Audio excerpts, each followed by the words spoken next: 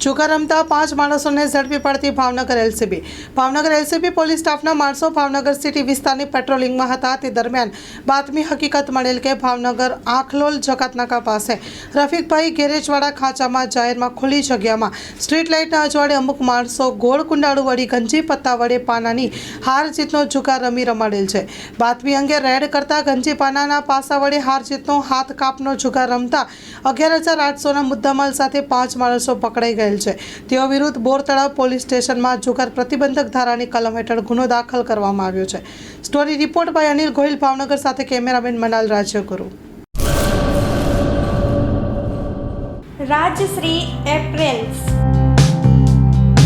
જેન્ટ્સવેરના branded વસ્ત્રો માટેનો ભવ્ય શોરૂમ।